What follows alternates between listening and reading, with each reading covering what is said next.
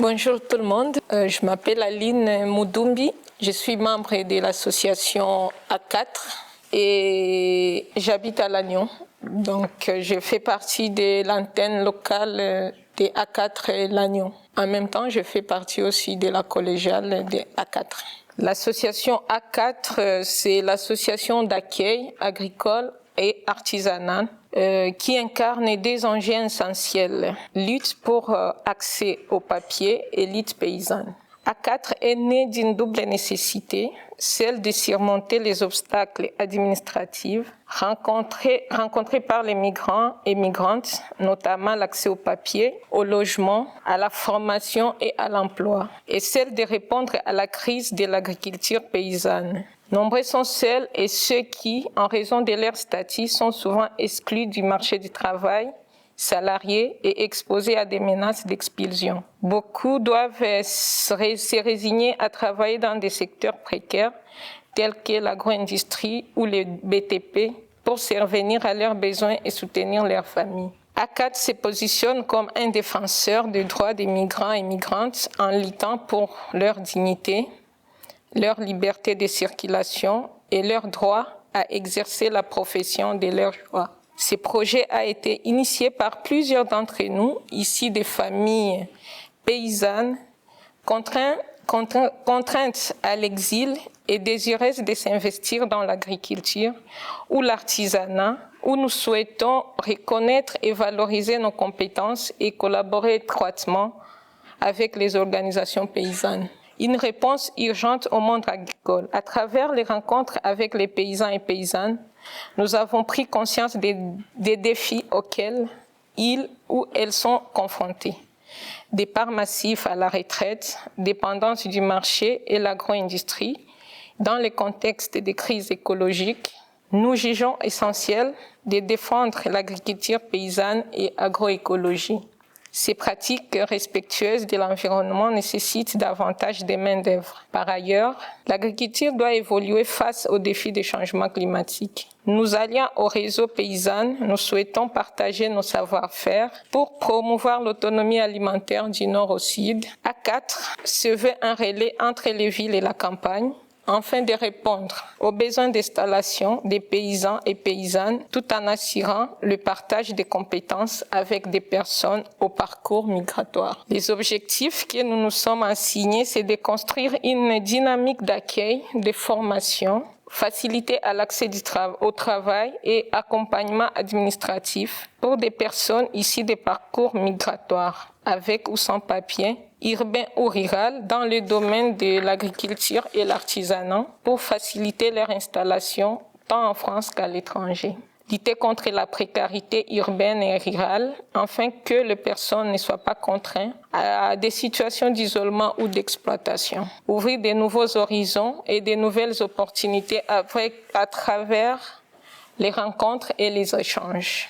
Créer des ponts entre les personnes exilées et le monde paysan. Pouvoir et échanger des savoir-faire. Comment nous parvenons à faire tout ça en constituant un réseau de fermes et lieux accueillants grâce aux voyages, enquêtes et aux rencontres qui nous permettent de découvrir des lieux d'accueil potentiels, observer la vie locale et de sensibiliser les personnes rencontrées aux enjeux de l'accueil et de l'exil. En établissant un protocole d'accueil et un guide juridique pour les lieux d'accueil et les personnes accueillies, en organisant des projets pour rencontrer des personnes intéressées, des collectifs artisans, centres sociaux, foyers, CADA, etc. Nos axes de travail incluent la formation, la rémunération, régularisation, autonomie et entraide. Donc, je prends la suite d'Aline. Moi, je travaille en région parisienne, donc à peu près une dizaine de kilomètres de Paris. Donc en pleine banlieue est. Et j'ai fondé une ferme en 2020 qui s'appelle la ferme sauvage et cultivée, où je pratique le maraîchage, donc culture de légumes bio. J'ai des arbres fruitiers qui sont des pommiers. Et oui, quelques autres fruits, enfin voilà, tout ce qui pousse en Île-de-France. La ferme, c'est aussi un lieu de rencontre et d'expérimentation. De rencontre parce que je fais de l'accueil pédagogique et il y a du monde qui passe. D'expérimentation parce déjà j'essaye de créer un collectif, première expérimentation. Deuxième expérimentation, c'est aussi sur des cultures allochtones, qui poussent pas forcément en Île-de-France, dans une perspective, premièrement, de s'amuser un peu, deuxièmement, de voir ce qu'on pourrait adapter dans la perspective du changement climatique. Donc l'année dernière, ça a donné lieu à des récoltes de gombo avec succès, après 2 ans d'essai, donc j'étais assez satisfaite. Voilà pour la présentation de la ferme.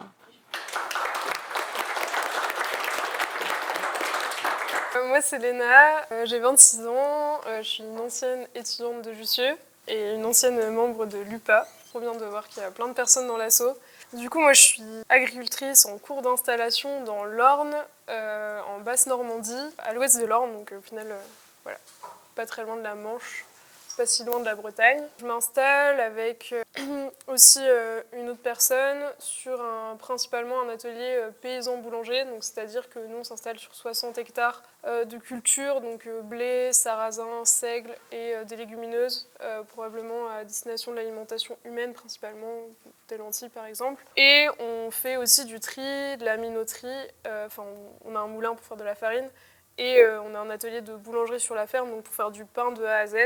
Et ça, c'est un choix qu'on a fait parce que c'est vrai que les grandes cultures, typiquement les cultures céréalières, 60 hectares, ça peut paraître grand, mais c'est une petite surface en fait en grande culture, et que si on ne transformait pas sur place à la ferme, je pense que l'équilibre économique serait plus compliqué à atteindre, quoi. Donc on se retrouve à faire 2 métiers en un, la boulange et l'agriculture. Je serai installée officiellement au 1er janvier 2026, donc là voilà, je suis sur la ferme, mais il y a toujours je suis en cours de transmission, quoi. Il y a l'agriculteur qui part en retraite qui est toujours là. Et par ailleurs, je suis membre et l'une des porte-paroles des Soulèvements de la Terre, donc il y a un mouvement qui lutte contre l'agro-industrie, l'accaparement des terres et leur artificialisation. Voilà, peut-être ça, je pourrais détailler plus tard, mais on organise des actions de blocage, d'occupation et de ce qu'on appelle du désarmement, c'est-à-dire du démantèlement d'infrastructures néfastes. On a des plannings d'action, des sortes de plannings d'action qui sortent tous les 6 mois, qu'on appelle les saisons. Et du coup, la prochaine saison, elle démarre bientôt. Donc voilà, je pourrais aussi vous parler des actions à venir à la fin.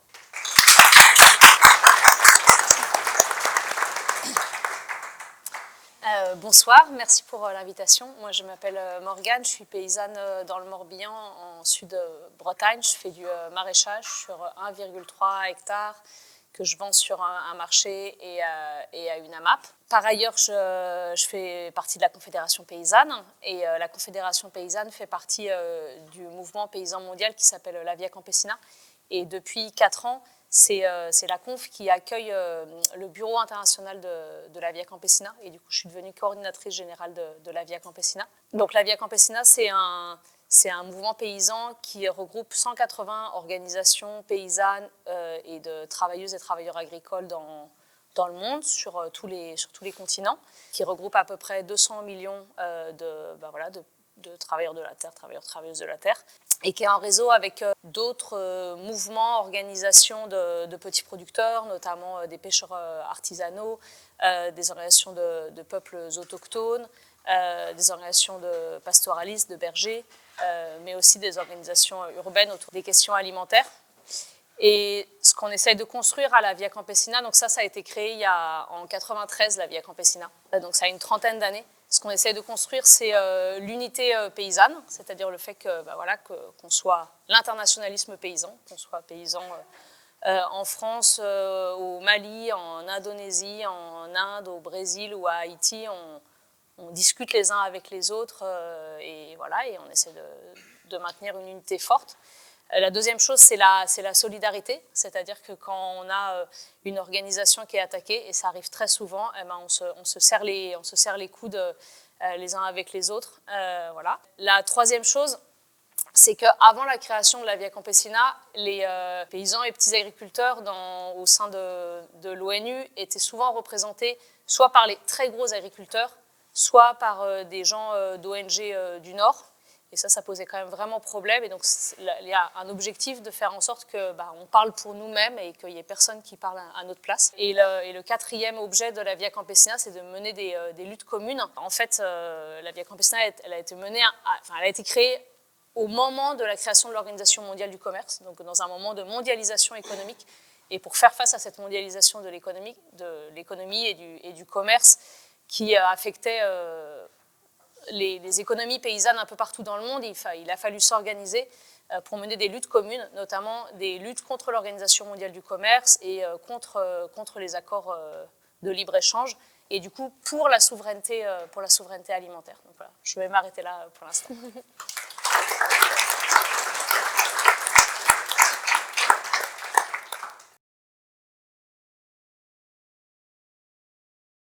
La femme dans le milieu traditionnel en région du Kivu, parce que moi je viens du Congo RDC et précisément la région du Kivu, la femme occupe une place importante dans l'agriculture paysanne parce qu'elle prend en charge l'économie de la famille. Elle prend en charge aussi, sur le plan économique, la femme occupe un rôle primordial parce qu'elle participe activement aux travaux agricoles. Semis, désherbage, récolte, élevage, transformation des produits. Elle gère aussi des ressources domestiques et alimentaires et participe localement au commerce du milieu. Elle joue aussi un rôle social dans le cadre de la famille parce qu'elle est consultée par son mari pour prendre des décisions importantes. Elle joue également le rôle dans la transmission de l'éducation des enfants, les savoir-faire et les savoir-être, les valeurs culturelles et les compétences agricoles et culinaires. Donc c'est la femme qui transmet tous ces savoirs. Et la question liée à la terre, parce que la femme traditionnellement n'avait pas le droit d'accéder à la terre. Elle possédait la terre, elle travaillait la terre, mais elle ne pouvait pas posséder la terre, parce que la terre appartenait aux hommes. Et la femme accédait à la terre par le mariage ou la filiation. Et aujourd'hui, elle peut être propriétaire des terres parce que les femmes ont commencé à étudier. Autrefois, ils n'étudiaient pas. Et avec cette éducation, elles ont accès aux droits et elles essaient de défendre leurs droits. Et pour être autonomes, les femmes ont commencé à se mettre dans des associations, des microcrédits pour se partager les ressources aussi, des coopératives agricoles qu'elles ont commencé à créer mais qui n'ont pas vraiment des grandes valeurs juridiques parce qu'elles n'ont pas de statut. Ça demande beaucoup de moyens pour avoir des statuts, mais seulement elles s'organisent entre elles pour se faire des groupements d'agricultrices et les coopératives agricoles. Et aussi, ils ont accédé à des formations en entrepreneuriat pour les aider à bien faire les commerces, les comptabilités et tout pour évoluer dans le domaine de l'agriculture. Je vous remercie. Moi, j'ai grandi en Mayenne, sur une ferme laitière. Et c'était assez typique, je pense, de beaucoup de fermes en France. C'est-à-dire que mon père, il était paysan et ma mère, elle était assistante sociale. Et en fait, c'est assez typique En fait, en France, on a une agriculture où a été défendu un modèle de ferme moyenne. Mais on va dire, au niveau européen, les fermes françaises, elles sont plutôt beaucoup plus grandes que les autres fermes dans les autres pays. Par exemple, à l'heure actuelle, une ferme moyenne en France, c'est 60-70 hectares. Au niveau européen, là, les dernières statistiques, c'est que la ferme moyenne européenne, c'est 16 hectares. Et du coup, il ne faut pas imaginer qu'en Europe, les fermes elles sont aussi grandes qu'en France. Et du coup, c'est des fermes qui se sont capitalisées assez vite. Et du coup, dans ce système où l'agriculture s'est capitalisée, en fait, après la Seconde Guerre mondiale, très souvent, les femmes sont allées prendre un emploi à l'extérieur et très souvent faisaient la comptabilité sur la ferme. Et donc, assumer une partie des tâches complètement invisibilisées, sans statut sur la ferme, souvent aussi s'occupaient du potager, des poules. des aspects plus vivriers en fait. Mais si on prend d'autres exemples, par exemple en Autriche, où les fermes sont beaucoup plus petites dans les zones de montagne, c'est le contraire en fait. C'est plutôt des fermes un peu vivrières. C'est les femmes qui sont restées sur les fermes et c'est les hommes qui sont partis travailler à l'extérieur. Donc c'est pas un modèle en fait généralisable, mais ce qui est très généralisable, c'est que très souvent les femmes elles sont en agriculture sur des modèles plus autour d'un modèle nourricier vivrier. Et quand les modèles agricoles évoluent vers des modèles plus capitalistes, c'est plutôt les hommes qui y vont. Aussi, assez souvent, quand et l'homme et la femme sont sur la même ferme, souvent c'est les hommes qui font les cultures à vendre et c'est les femmes qui font plutôt toutes les cultures pour la famille, pour l'autoconsommation. Après, moi, quand je me suis installée, toute seule. Et franchement, je m'attendais à du machisme et honnêtement, j'ai été assez étonnée parce que j'ai pas particulièrement souffert. Je pense que j'arrivais aussi à peu près à un bon moment. Voilà, les copines paysannes, elles avaient un peu payé les pots cassés des difficultés. Mais alors après, sur ma commune, par exemple, quand je me suis installée, on a été pendant longtemps, on était les 3 femmes paysannes en bio. Et autour, il y avait 25 fermes en non bio, où c'était soit des hommes, soit des couples. Mais il y avait cette espèce de truc-là, où voilà, c'était les femmes qui portaient l'agriculture de proximité en bio. Et après, j'ai pas l'impression que le milieu agricole soit plus machiste que les milieux urbains, en fait. Et y compris dans les milieux... moi, j'ai siégé en SAFER Bretagne, et donc j'ai eu affaire assez sérieusement à la FNSEA quand même. Et je dois dire qu'autant sur plein de choses, c'était vraiment très très compliqué, autant en fait, il y a quand même beaucoup de femmes dans les milieux agricoles, beaucoup de femmes qui siègent, et ça a beaucoup évolué en fait. Et parfois, au contraire, j'ai eu dans des milieux urbains avec des gens surdiplômés et tout ça, je me suis dit, mais c'est la cata en fait. Du coup, je crois qu'il faut pas trop, il faut pas. Ça me semble pas si pire que ça, la situation des femmes en agriculture. Voilà, il faut y aller. Et puis quand il y a des connards, il faut les remettre à leur place. Mais je crois pas que ça arrive plus souvent qu'en ville, en fait. Voilà.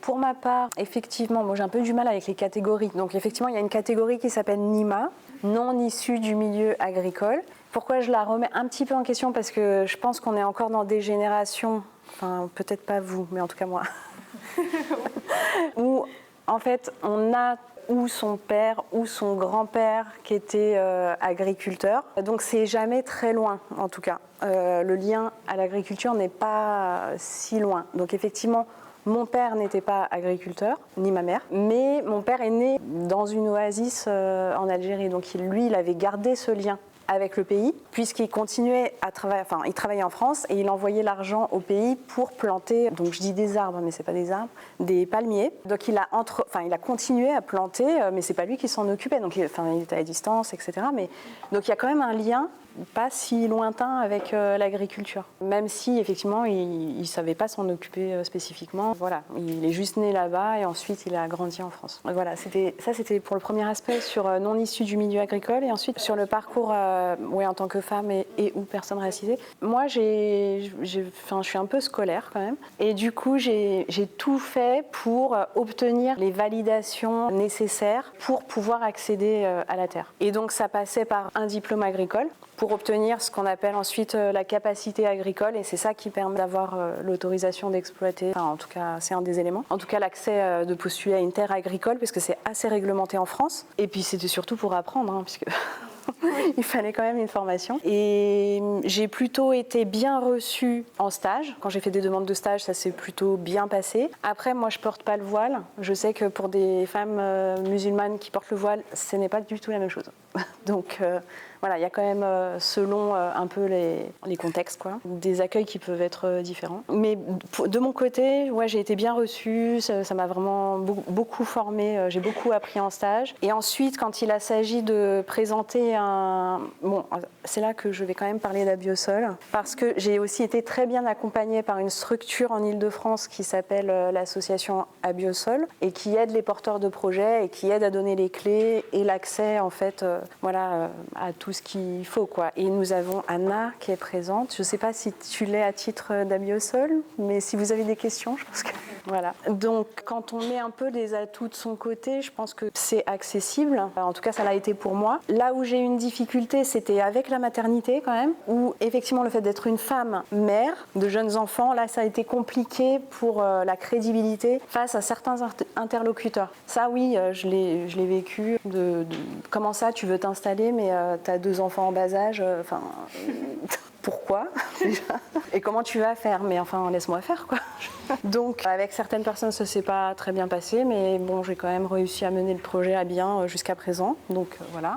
J'ai même eu un 3e enfant entre-temps, donc voilà. Et ça, et les enfants, c'était le moteur du projet, donc c'était un peu dommage de décorréler la question de la maternité avec le projet agricole, parce que c'est vraiment ce qui m'a poussée à le faire. Ça, c'était pour l'aspect femme. Et sinon, vis-à-vis de la banque, j'ai pas eu de soucis, parce que j'ai dû passer par un emprunt bancaire. En fait, tu l'as un petit peu évoqué, mais c'est vrai qu'une installation, c'est très gourmand en capital, malheureusement, pour l'instant, parce que je pense qu'on peut évoluer vers d'autres modèles. On en parlera peut-être à la fin. Mais quand on souhaite soit reprendre, soit créer, bah oui, il faut un peu de capital. Donc c'est là où, effectivement, quand on est jeune migrant, c'est moins facile d'accéder, mais t'en parleras toi. Mais du coup, quand je suis allée voir le banquier, le fait d'être mariée et d'avoir un conjoint qui avait effectivement un contrat de travail régulier, bah oui, c'était la garantie avec un apport bancaire de pouvoir accéder à un financement. Donc il y a toujours plein de si, plein de bémols à placer, mais en même temps, c'est pas impossible. Enfin,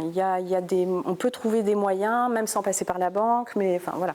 Bon, j'ai fait des études agricoles en 2 temps. J'ai fait un premier BPRA en Île-de-France il y a 4 ans, un truc comme ça. Et là, j'ai fini mon BPRA spécial, puisqu'au début, je voulais être maraîchère. Plein de raisons, j'ai abandonné ce projet, mais voilà, c'est toujours un atelier qui est super, mais enfin, grosso modo, en gros, moi, je me voyais faire ça en collectif si je faisais du maraîchage. J'étais assez jeune, j'étais la plus jeune de mon BPRA quand j'ai fini mon BPRA, parce que c'est beaucoup des personnes en reconversion qui font ce genre de diplôme agricole-là. Et du coup, bah, j'avais pas d'amis qui étaient prêts à s'installer. Avec moi, il y avait des personnes qui étaient prêtes à faire du salariat, mais bon, du coup, mon projet a évolué et je suis allée vers les grandes cultures, qui a fait que j'ai passé un 2e BPRA l'année dernière, donc j'ai fini en juin. Et du coup, là, grosso modo, ça faisait 2 ans quand même que je cherchais du foncier agricole pour mon installation. Donc, je trouve qu'en France, quand même, ce qui est compliqué, c'est que on a tellement hyper spécialisé les territoires que, bah là, moi, où j'avais envie de m'installer en Basse-Normandie, la plupart des fermes qui se libèrent, c'est des fermes laitières avec pas mal d'investissement. Et c'est vrai que ça représentait un coût qui était beaucoup trop grand, même si on s'installe à 2 sur certaines fermes. Enfin, voilà, si on avait envie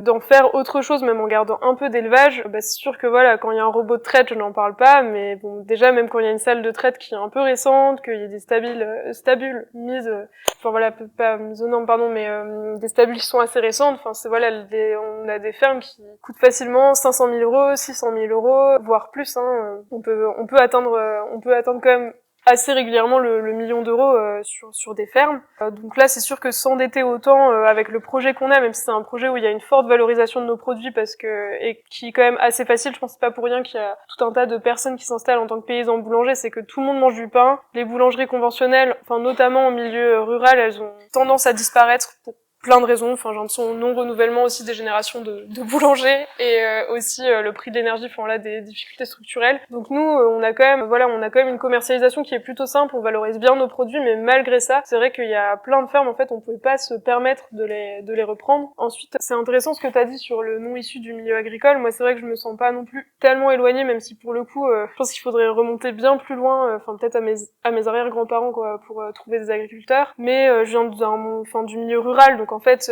j'ai toujours eu, je sais pas, autour de moi, des voisins qui étaient agriculteurs. J'ai passé du temps dans des fermes et tout. Mais j'ai l'impression que cette catégorie, elle existe aussi pour moi, c'est intéressant qu'elle existe, dans le sens où c'est vrai que l'accès à la terre est beaucoup plus compliqué quand ses parents sont pas directement agriculteurs. En fait, tout est facilité pour que la ferme, elle soit facilement transmissible à ses enfants. Moi, là, je suis en parcours d'installation, donc parce qu'il y a tout un tas de formations à faire à la chambre d'agriculture, même après son diplôme agricole, et je vais aussi passer par les institutions dont on a parlé, la SAFER, les CDOA, enfin tout un tas d'institutions qui sont censées justement garantir que la terre agricole, ça reste de la terre agricole, et aussi que les jeunes puissent s'installer. Mais voilà, c'est aussi des parcours administratifs qui sont très longs. Si j'avais repris la ferme de mes parents, le fermage, donc le bail qui fait que voilà on loue des terres, lorsque c'est les enfants qui reprennent, c'est une succession directe. Enfin, c'est quand même beaucoup moins compliqué. Puis il faut savoir quelles sont les fermes qui se libèrent. Là, moi, c'est vraiment via du bouche à oreille que j'ai trouvé ma ferme. La majorité des fermes qui se libèrent, elles sont pas sur les sites des chambres d'agriculture, enfin, ni sur les sites qui... Heureusement, il y a plein d'outils, comme tu l'as dit. Enfin, du coup, Abiosol, c'est spécifique à l'Île-de-France, mais on a tout un réseau paysan qui épaule très bien les porteurs de projets en France. On a des plateformes paysannes, etc., pour trouver des petites annonces de foncier, mais bon, quand même, voilà, en tout cas, c'est malgré en fait tout ce qui est mis en place, c'est vrai qu'il y a des raisons structurelles qui font que quand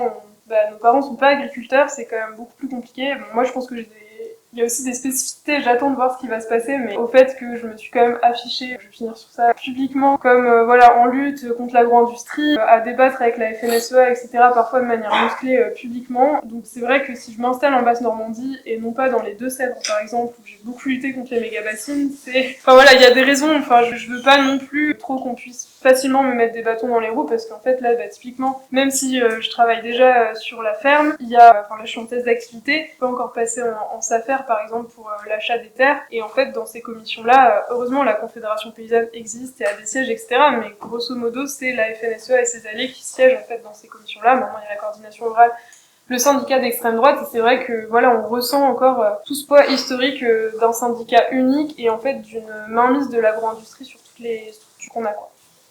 Oui, je pense que effectivement on a peut-être un territoire assez particulier en Île-de-France du fait, en fait, il est quand même rural, il est quand même très rural. Mais moi, par exemple, les terres que je loue, ce sont des terres publiques.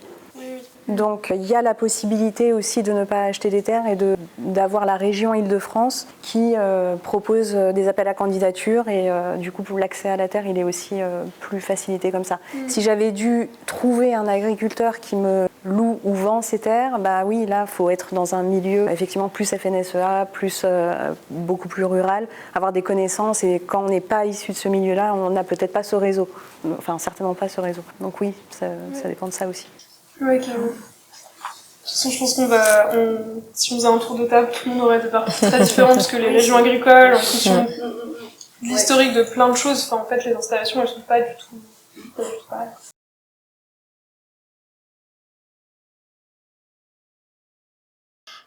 L'accès à la terre pour les migrants et migrantes est un défi majeur, même pour les citoyens français, car il existe des critères stricts tels qu'être issu du milieu agricole, avoir l'expérience dans le milieu agricole ou un diplôme reconnu. Pour des personnes migrantes, notamment sans papier, cette situation est encore plus compliquée et c'est pour plusieurs raisons. Première raison, c'est la barrière économique. Les coûts de la terre sont souvent inabordables. Deuxième raison, la reconnaissance des compétences, les manques de diplômes ou la validation des compétences acquises hors de la France où c'est un obstacle majeur. Il y a aussi la barrière linguistique. La langue constitue une barrière supplémentaire pour les personnes qui ne parlent pas français. Donc les démarches administratives, c'est beaucoup plus complexe pour eux. C'est terrible. Il y a aussi les oppressions racistes et sexistes, parce que quand tu n'es pas français, accéder à la terre, c'est pas facile. Et dans le milieu rural, la plupart, il y a des racismes bien définis. Il y a aussi le problème de l'accès aux droits. Quand tu n'as pas de droits, comme si tu es sans papier, et donc tu n'existes pas. La situation irrégulière, donc tu n'as pas accès aux droits, tu n'as pas accès au travail, tu n'as rien comme accès. Et ça renvoie beaucoup de personnes à travailler surtout dans des grosses exploitations. L'agro-industrie a la majorité des cas. Et là, le travail qu'ils font n'est pas respecté, ils sont exploités, discriminés. Donc, pour les femmes migrantes, sont confrontés à beaucoup de défis supplémentaires liés à la prise en charge des enfants, surtout la mobilité réduite et souvent les obstacles liés au sexisme en milieu agricole. Les projets de A4, c'est pour faciliter l'accès à la terre. Et pour accéder à ces terres, A4 a un projet de créer des espaces agricoles et non agricoles pour tous les membres de l'association en fonction des projets. Accompagnement personnalisé, offrir des conseils et accompagnement pour le développement du projet agricole et artisanal, modèle économique, comptabilité, accompagnement juridique, recherche et des subventions pour financer les salaires dans les premières années de l'installation, en attendant la viabilité économique du projet, et créer un réseau d'entraide entre les membres de l'association parce qu'on a plusieurs antennes locales.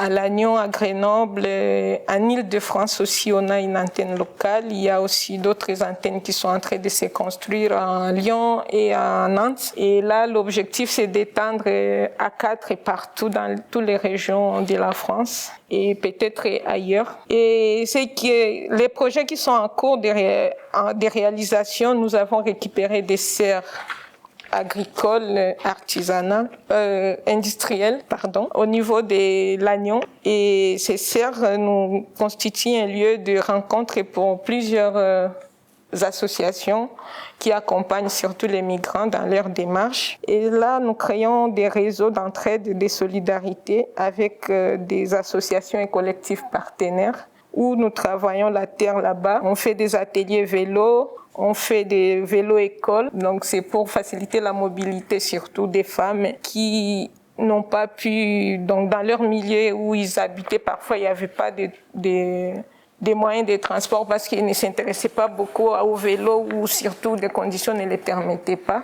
Et donc il y a un seul moyen de transport, c'est d'avoir un vélo, un moyen autonome, donc des vélos-écoles. On fait aussi des apprentissages de cours de français pour permettre de s'exprimer ou de savoir comment être en contact avec d'autres personnes. Nous faisons aussi des accompagnements juridiques et on cherche aussi des lieux de stage dans des fermes autour de Lannion avec aussi des partenaires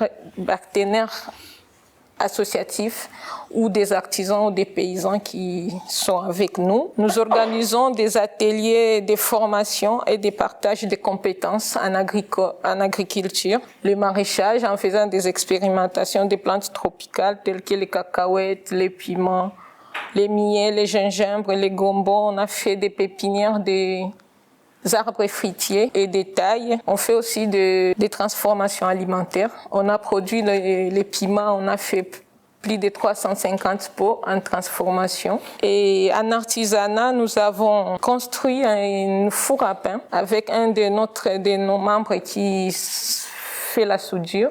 C'est une four à pain à bois et nous faisons du pain chaque semaine dans les serres des A4 et Lannion. Donc ça, c'est une façon de permettre aux personnes qui n'ont pas accès au travail, au stage, à l'emploi, de se retrouver et de travailler avec les autres et accès aux droits et recherche des financements pour soutenir les salaires des personnes qui sont dans A4, l'accompagnement des personnes dans leur démarche administrative pour finalement être régularisées. Par exemple, les lois des circulaires VALS qui permet aux personnes d'accéder à la régularisation suite au travail. Donc, c'est comme ça que nous faisons à 4 pour permettre aux personnes migrantes d'avoir des fiches de paye. Parce qu'il faut avoir au moins environ 8 fiches de paye sur 24 mois de travail pour accéder à la régularisation. Et donc, ce sont des parcours que nous faisons pour essayer de continuer. Mais les circulaires Bruno Rutailleau, qui est venu abroger la loi, les circulaires VALS, est beaucoup plus compliqué, ça durcit beaucoup de choses pour la régularisation. Voilà.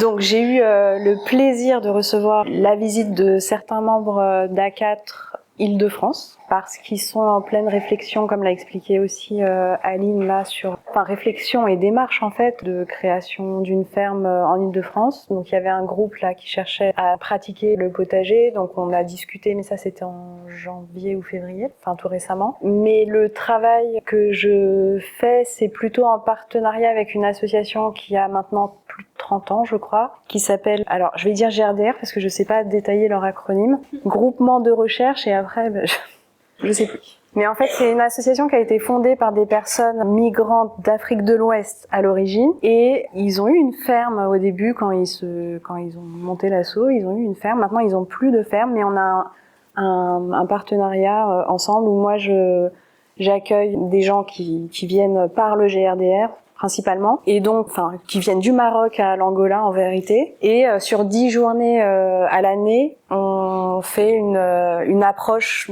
du monde paysan. Enfin voilà, ils participent aux tâches et j'essaye de leur donner quelques clés pour voir s'il y aurait certaines personnes qui auraient envie d'aller ensuite se former, passer un diplôme et poursuivre du coup ce parcours d'installation et devenir paysan. C'est dans ce cadre-là qu'on a essayé les cultures allochtones et c'est très riche, voilà, pour tous ceux qui participent à ces journées.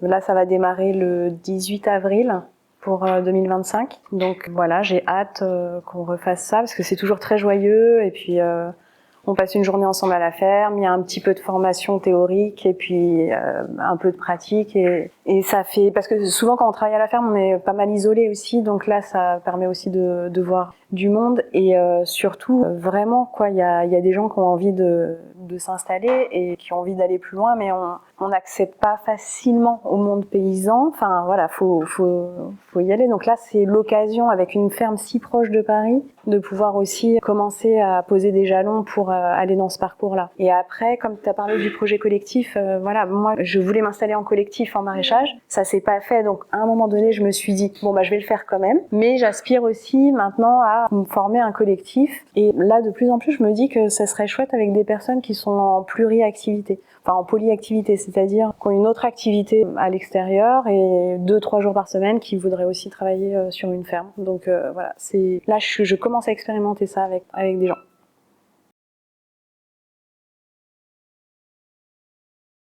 Je pense qu'il y a plein de personnes qui sont devenues, enfin, qui ont commencé en tout cas un parcours d'installation agricole, voire qui ont commencé à être salariés agricoles, ou qui sont installés maintenant un peu grâce au mouvement des soulèvements de la terre. Enfin, on fait la plupart des actions qu'on mène, on les mène avec des paysannes et des paysans, donc parfois de la confédération paysanne, parfois pas. Du coup, je pense que ça crée des vocations, mais comme tu l'as dit, des fois, c'est qu'on est trop loin du monde paysan, et en fait, il suffit d'aller faire un woofing, de parler avec des gens pour se dire, pourquoi pas, en fait, je pourrais peut-être le faire. Et je suis d'accord, enfin, on parle de difficultés parce que c'était les questions au début, mais il y a des personnes qui s'installent hyper rapidement et c'est trop chouette, hein, voilà. Enfin, moi, j'ai aussi décidé de m'installer justement dans une région d'élevage pour faire autre chose. Forcément, c'est pas la voie la plus simple, même si là, j'ai l'impression que 2 ans, c'est relativement ok. Enfin, après, voilà, il y a des personnes qui ont des enfants, où c'est plus galère au niveau de la stabilité économique. Il y a des personnes qui peuvent bouger, qui du coup peuvent regarder toutes les annonces, je sais pas, par exemple, sur le site de Terre de Liens et se dire, en fait, je vais aller dans cette région parce que la ferme me plaît.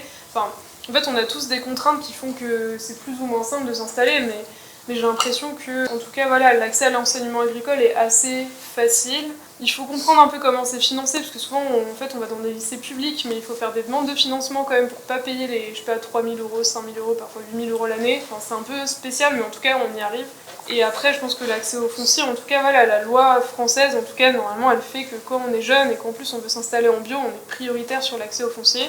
Dans certains coins de France, c'est beaucoup plus complexe, mais maintenant, il y a aussi plein d'outils pour avancer là-dessus, mais du coup, je ne réponds pas à la question en disant ça, mais voilà, c'était juste pour peut-être avoir une touche un peu positive, parce que moi aussi, j'étais à Jussieu, et maintenant, je serai bientôt officiellement agricultrice, donc comme quoi, c'est possible. Même quand on est à la fac à Paris. Et sinon, le lien avec les soulèvements, oui, il y a plein de liens qui se font. Forcément, on partage des thématiques. Je suis contente aussi de pouvoir porter ces luttes-là depuis vraiment un ancrage paysan réel. Je pense qu'il y a des lignes vraiment à faire changer au sein du monde agricole directement. Et puis, on a toute une dynamique de grenier des soulèvements de la terre, où il y a des paysans, des paysannes qui laissent des parcelles aux comités locaux et justement qui viennent cultiver à la ferme, filer des coups de main, et ensuite ça fait des légumes ou du pain, de la farine, que sais-je, qui partent sur les mobilisations. Et ça, c'est un échange vraiment super, et puis ça permet de faire des liens avec les mouvements sociaux en général. On en parlait dernièrement, c'est vrai que les agricultrices, souvent on ne fait pas grève. Alors c'est compliqué de dire, t'arrêtes de traire tes vaches ou de les nourrir. Mais par contre, en fait, il y a tout un historique de ravitaillement, des luttes en fait dans le monde paysan. Et du coup, de penser à tout ce qu'on peut apporter sur les questions de subsistance et de creuser ce lien-là dans les luttes, en tout cas, je pense que c'est très inspirant. Et puis après, sur comment on peut réussir à continuer à militer, alors que agriculteur, des fois c'est 50 heures, voire 70 heures par semaine.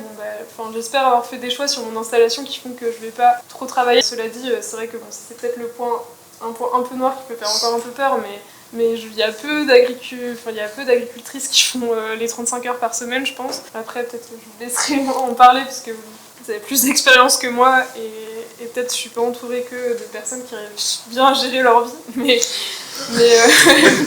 non, mais enfin voilà, je pense qu'il y a des personnes qui arrivent quand même à s'organiser et à se créer leur projet en se disant justement je veux pas travailler comme certains anciens qui font 70 heures par semaine à la ferme. Bon, après voilà, il y a des contraintes structurelles à ça et tout. Mais moi là j'ai l'impression qu'en tout cas j'ai choisi un atelier qui va me permettre de continuer parfois à aller faire des week-ends de réunion et puis juste s'installer là à 2 mais sans doute plus tard à 3 ou 4 parce que nous on aimerait diversifier l'activité à la ferme, c'est bien d'avoir un peu de foncier. Ça va permettre de continuer à militer tout en ayant un travail qui je pense a un impact au quotidien qui est aussi hyper fort et qui du coup vaut tout autant que d'aller faire des manifs.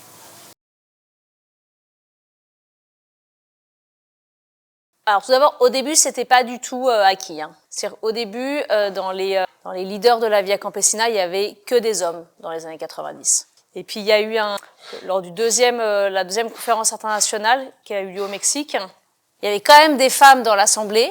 Et puis en fait, on a un système où on élit des représentants de chaque région pour participer à un comité. Et au début, voilà, il y a une trentaine d'années, c'était une personne par région. Et donc ils ont fait le vote et sont sortis pour cette région 7 hommes. Et du coup, là, en fait, les femmes, elles se sont dit, en fait, ça va pas. Et du coup, elles sont sorties en disant, nous, on re-rentrera pas dans la salle, là, tant qu'il y aura pas au moins une femme, une région qui élit une femme, pour qu'il y ait au moins une femme, voilà. Et donc, ils ont revoté une deuxième fois, il y avait toujours pas de femmes qui sont sorties. Et il a fallu un troisième vote pour qu'au final, c'est la région Amérique du Nord, donc c'est une Canadienne qui est rentrée, voilà. Mais voilà, pour dire que c'était pas complètement simple. Et ensuite, du coup, la femme qui a été là, elle a été super dynamique, elle a joué un rôle super important pour faire en sorte qu'à la conférence d'après, 4 ans plus tard, avant la conférence, il y a eu une réunion que pour les femmes, que pour les paysannes, pour s'organiser et puis faire en sorte que ça avance. Et puis je sais pas exactement en quelle année, mais il y a eu un moment où la décision a été prise que pour chaque région, il y aurait 2 représentants, un homme et une femme, et la parité stricte. Et ça bien sûr, ça a tout changé. Alors au début, il y a des régions qui voulaient pas, et donc s'ils voulaient pas, ils avaient qu'un seul représentant. Et donc petit à petit, quand même, au final, toutes les régions ont fait ça. On a rajouté après le fait qu'on voulait aussi qu'il y ait des jeunes, des moins de 35 ans, qui fassent partie aussi de cette équipe. Ça s'appelle le comité de coordination internationale. Donc au début, c'était un ou une jeune par continent. Puis au fur et à mesure, ça grandissait, il y avait de plus en plus de régions et tout ça. Et là, lors de la dernière conférence, on a décidé qu'il y aurait un ou une jeune par région. On est à 10 régions maintenant. Et donc on est à 30 dans cette commission de coordination internationale. Et aussi, ce qui a beaucoup bougé depuis 6-7 ans, c'est qu'on a créé une articulation des diversités pour les personnes LGBTQI, voilà, qui font face à un niveau aussi de violence, de discrimination dans les campagnes, ce qui fait que dans la plupart des régions du monde, quand on est homo ou transgenre, en fait, on part des campagnes, on va en ville, parce que c'est beaucoup plus facile en ville qu'à la campagne. Et en fait, c'est super triste, parce qu'en fait, on a besoin de paysannes et de paysans, et du coup, que tous les gens qui veulent devenir paysannes, paysans, on veut les garder en fait. Et du coup, il y a une articulation qui s'est montée et qui a été aussi officialisée lors de la dernière conférence. Ça n'a pas été non plus complètement simple, et il faut aussi, je sais pas comment dire, mais par exemple sur cette question là des diversités, ça pouvait être perçu par certaines régions comme un truc impérialiste. Et donc, à Via Campesina, on est anticapitaliste, anti-impérialiste, anti-patriarcal. Mais du coup, on s'est posé la question de comment faire en sorte que ce soit pas un truc imposé aux régions, mais que ce soit vraiment, que chacun aille à son rythme et tout ça, en ayant la valeur partagée que chaque vie humaine est égale et qu'on peut pas faire de discrimination, qu'elle soit de genre, de nationalité, de couleur de peau, de religion, de sexualité et tout ça, mais que chaque région allait aller à son rythme.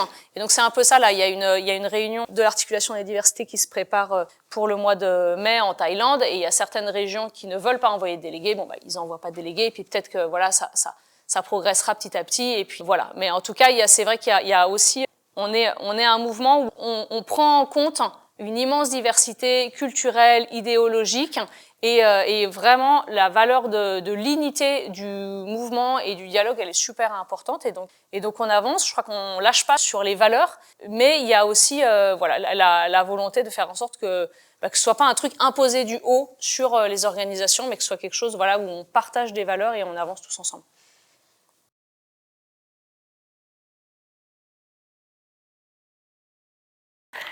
Tu l'as évoqué, la puissance en fait de partir déjà d'une lutte, parce qu'effectivement s'installer en tant que paysan contre un modèle industriel, donc mieux rémunérateur et essayer d'avoir des horaires de travail, de faire attention aux personnes qui travaillent dans une ferme. Déjà c'est quelque chose. C'est déjà pour moi un acte militant quotidien. Mais ça n'empêche pas du tout, ça donne même plus de force et de puissance quand on rejoint la Via Campesina, la Confédération Paysanne ou d'autres questions, parce qu'il se passe des choses horribles au Congo sur les terres et les gens, au Soudan, en Palestine, plein d'endroits. Mais en fait, quand vous allez en Palestine visiter les groupements paysans et féministes, tu parles d'un point de vue qui est partagé en fait. Donc je crois pas qu'il y ait tant de différences ou de segmentation à faire sur les grandes luttes. On rejoint les luttes des soulèvements. Ce qui peut être compliqué, c'est l'organisation du temps de travail pour être disponible et être présent un peu partout. Mais en fait, pour moi, ce qui est fondamental, c'est vraiment de faire réseau avec ce qui existe et faire un socle commun. Et en fait, on lutte tous pour la même chose, c'est-à-dire la défense du vivant et la défense d'un futur pour les générations qui arrivent. Je vous passe la balle. Je vais parler un peu du point de vue des soulèvements de la Terre. Ce qui est intéressant, c'est qu'on est un mouvement qui... moi, je viens du mouvement climat de base, où j'étais à Youth for Climate. Et là, les soulèvements, on est un mouvement qui a décidé vraiment justement de s'ancrer, de partir des luttes locales contre les projets polluants et imposés, en fait, qui sont pas que des luttes écologistes, en fait, qui sont vraiment des luttes de territoire, où il y a des dynamiques, justement, je pense, très intersectionnelles qui se créent dans ces territoires-là, même si au début, c'est des collectifs qui peuvent être pas forcément très politisés, mais qui se politisent via cette lutte, et via le fait qu'il y a un commun à défendre et des choses à faire sur un territoire. Et en tout cas, je trouve qu'il y a des choses assez inspirantes qui, justement, sortent de là, qui font que, oui, dans plein de comités locaux, des soulèvements de la Terre, en effet, il y a des jeunes pour le climat qui vont faire des chantiers sur des fermes alors qu'ils ne l'auraient pas fait avant, qui vont aller justement lutter avec des personnes qui ne sont pas forcément de la même classe sociale, parce que souvent les projets les plus polluants, ils sont plutôt dans les quartiers populaires, ou dans des campagnes avec des gros niveaux de précarité qu'à côté de là où les personnes les plus aisées habitent. Et du coup, ça crée des ponts. Sur les questions internationales, j'ai l'impression que les soulèvements de la Terre s'y attellent vachement depuis quelques mois et que c'est vraiment bien parce que, en plus, j'ai l'impression qu'en tant que militant en France, on a vraiment une responsabilité lorsqu'on fait des campagnes d'action, en plus sur des acteurs, notamment on a une campagne contre Bolloré en ce moment, qui est aussi, l'empire Bolloré, c'est un empire qui est basé sur le colonialisme, mais il faut qu'on soit en lien en fait avec tout un tas de luttes dans le monde entier aussi pour apporter un soutien. Des fois, il y a des groupes militants qui, dans leur pays, au vu de la répression qui est bien plus grande, peuvent pas se permettre de faire certaines actions. Et nous, en fait, on peut se coordonner, on peut peut-être cibler nous davantage en prenant plus de risques juridiques que certaines entreprises en France. Il y a plein de choses qui commencent à se faire. Au début, dans le mouvement climat, il y a eu peut-être les premiers liens qui ont été faits, c'était les liens avec vis-à-vis du pipeline hip-hop.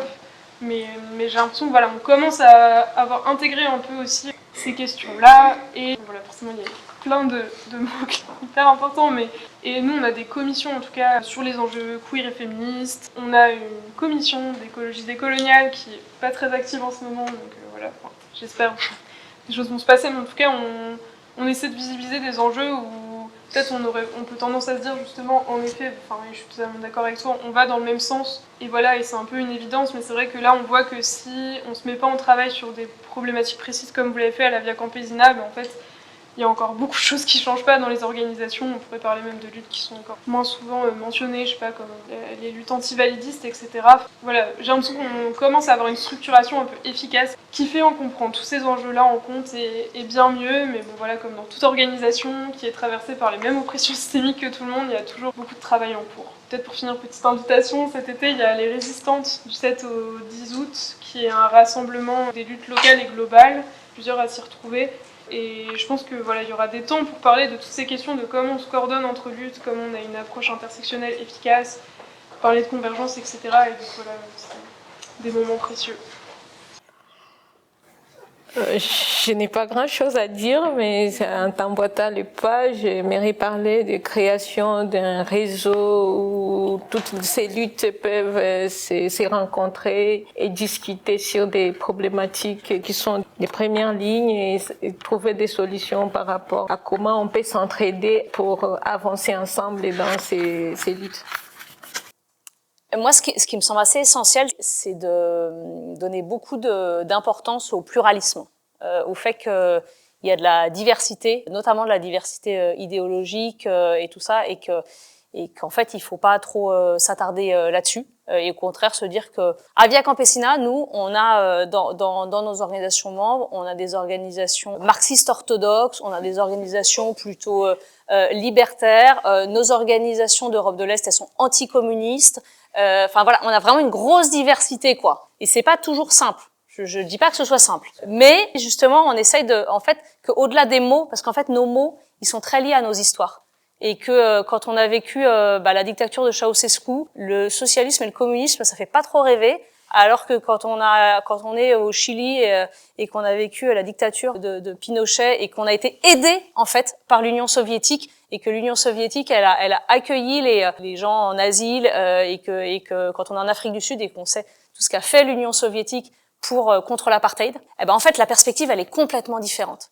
Et du coup, il n'y a pas d'autre moyen que juste de discuter pour un peu dépasser nos préjugés parce que en fait, chacun dans nos pays, on est dans nos petites bulles médiatiques et de propagande. C'est hyper fort. Personne ne le sait. C'est-à-dire que quand on est en France, on a l'impression d'avoir accès à une information libre et tout ça. Eh non. Et c'est partout pareil en fait. Et du coup, le fait de pouvoir discuter directement avec les gens de partout dans le monde, il faut réussir à dépasser le fait que partout dans le monde, nos médias, ils sont liés aux riches et au gouvernement, et donc c'est le message qui passe souvent, en France, le message qu'on a dans les médias d'éminence, c'est le message du Quai d'Orsay qui est lié aux élites économiques, quoi. Ça demande beaucoup de modestie, ça demande de se dire que on a plein de croyances, mais peut-être qu'on a tort, mais parfois ça secoue, hein. Moi, la première fois qu'il y a des gens qui m'ont dit « Ah non, mais les printemps arabes, c'est un truc complètement manipulé par la CIA et c'était nul », je me suis dit « Ah bon ? Tu penses ça ? On faut en discuter, quoi. Mais c'est pas complètement simple. Je pense toujours pas que le régime des Assad c'était génial, mais je pense qu'il y a des choses complexes parce qu'en fait, sous la Syrie des Assad, par exemple, il y avait une liberté des femmes, par exemple, très importante. En fait, les choses elles sont super compliquées, super compliquées. Et je pense qu'il faut vraiment, en tout cas, avoir des convictions très fortes sur nos valeurs et notamment sur la valeur de l'égalité de tous les êtres humains. Mais ensuite, une fois qu'on a cette valeur très forte, il faut, en tout cas à Via Campesina, moi je dis, il faut être prêt à être fortement bousculé dans nos convictions, parce que parfois c'est pas ce qu'on imagine. Et je vais juste vous raconter parce que à la conf, on a une commission internationale. À un moment, on a été très fortement bousculé, c'est au début de la guerre en Ukraine, parce qu'on a été très touchés. Enfin moi, au début de la guerre en Ukraine, j'étais dans une réunion Zoom avec des gens d'Europe de l'Est et des Ukrainiens et qui voyaient les premières bombes tomber sur Kiev, quoi. C'était vraiment très traumatisant parce qu'ils n'avaient pas connu ça et d'un seul coup, comme on est là à Paris, paf, il y a des bombes qui commencent à tomber, quoi. En fait, c'est assez traumatisant. Et donc vraiment, il y a eu un très fort élan de solidarité et nous Européens, on a envoyé aux autres régions de la Via Campesina, on leur a dit ce serait bien qu'on fasse un petit communiqué de presse en soutien des paysans et des paysannes ukrainiens. Et là, notamment les Latinos, ils nous ont dit non, les Ukrainiens, c'est toutes des nazis. Et on était très désemparés. Et puis on a beaucoup discuté, à la commission internationale de la conf, on a des liens très forts avec les organisations paysannes d'Afrique de l'Ouest et on a beaucoup discuté parce que voilà, il y avait toutes les manifs où ils sortaient tous les portraits de Poutine et tout ça et on s'est dit mais qu'est-ce qui se passe, on ne comprend rien. Et en fait, c'était assez intéressant parce que les camarades des organisations paysannes d'Afrique de l'Ouest, ils nous ont dit « Non, mais vous en faites tout un truc là de l'Ukraine. D'accord, hein, peut-être que les paysans ukrainiens, c'est pas leur faute et très triste pour eux, mais en fait, vous avez dit quoi, vous, la conf, quand votre pays là, a envahi la Libye et que ça a foutu un bordel monstrueux et que suite à l'invasion de la Libye, du coup, il y a tous les groupes militaires qui sont descendus vers l'Afrique de l'Ouest et qu'on fichu un bordel dans les campagnes pas possibles. Et en fait, on s'est dit, ah bah ouais, en fait. C'est juste qu'au moment de la guerre en Libye, on a fait face à un tel niveau de propagande qui nous ont dit, ah, Kadhafi, il est horrible et tout ça, machin, que on est tous tombés dedans, quoi. Voilà. Et à ce moment-là, suite à ça, on s'est dit, on était aussi en lien avec les organisations paysannes ukrainiennes, on s'est dit, on pense que quand même, il faut soutenir les paysans ukrainiens parce que voilà, faire face à des bombardements, c'est pas cool, quoi. Donc, on va continuer à les soutenir.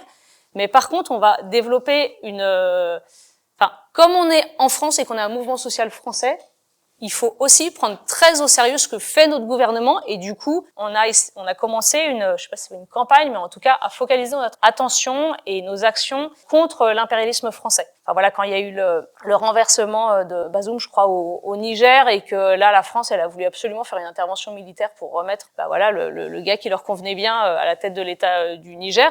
Notre organisation membre au Niger, ils nous ont dit mais non, on veut pas d'intervention militaire. Ça va là, on veut pas, on veut que les Français vous partiez et vous nous laissiez tranquilles. Et du coup là, à la conf, on a décidé de prendre une position contre une intervention militaire française au Niger. Et voilà, enfin je pense que ça nous a fait bouger en fait cette histoire-là. Et on s'est dit effectivement qu'on avait une responsabilité particulière sur ce que fait notre gouvernement en notre nom et qu'on peut pas les laisser faire. Enfin voilà, ce que notre gouvernement fait à Haïti, ce que notre gouvernement fait. Enfin voilà, notre gouvernement il arme Israël, et il soutient Israël. Enfin voilà, dans plein d'endroits du monde, c'est vraiment c'est la honte quoi, et que ça faut qu'on le dénonce.